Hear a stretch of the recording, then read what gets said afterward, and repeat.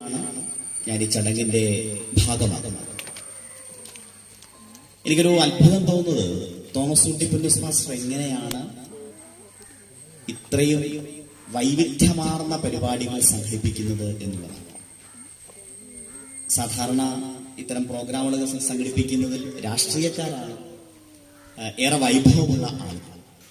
പക്ഷെ ഓരോ ദിവസവും വാട്സപ്പിൽ അദ്ദേഹം അയക്കുന്ന സന്ദേശങ്ങൾ നോക്കുമ്പോൾ പല മേഖലകളിലായി പല തരത്തിലുള്ള മഹനീയമായ ഇടപെടലുകളാണ് നിരന്തരമായി നടത്തുന്നത്.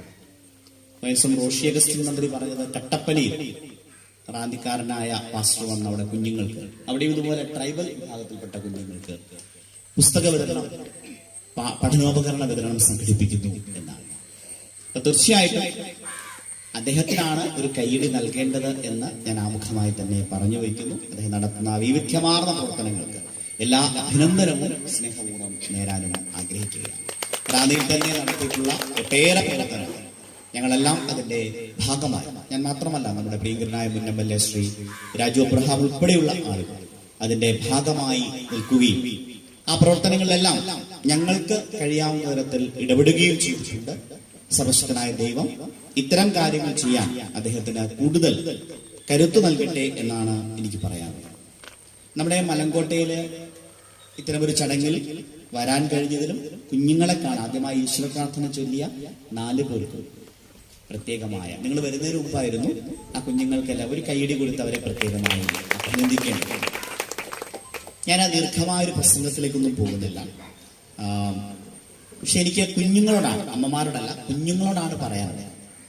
കുഞ്ഞുങ്ങളോട് പറയാനുള്ള ഏറ്റവും പ്രധാനപ്പെട്ട കാര്യം, നമുക്ക് എങ്ങനെയാണ് ലോകത്തിന്റെ ഉയരങ്ങളിലെത്താൻ കഴിയുന്നത്? അതൊരു പ്രധാനപ്പെട്ട ചോദ്യമാണ്.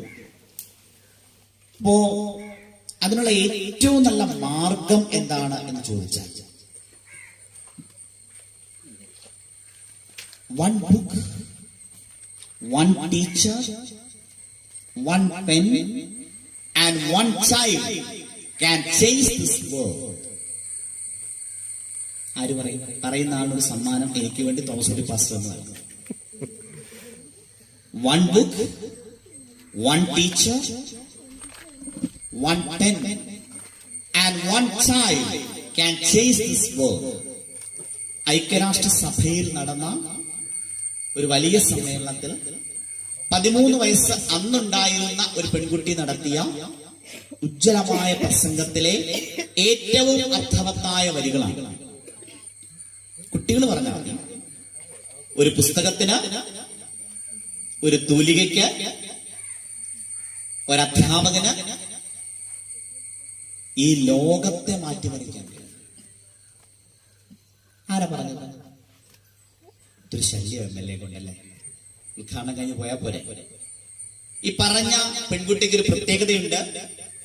അവിടെയാണ് നമ്മുടെ സെമിനാർ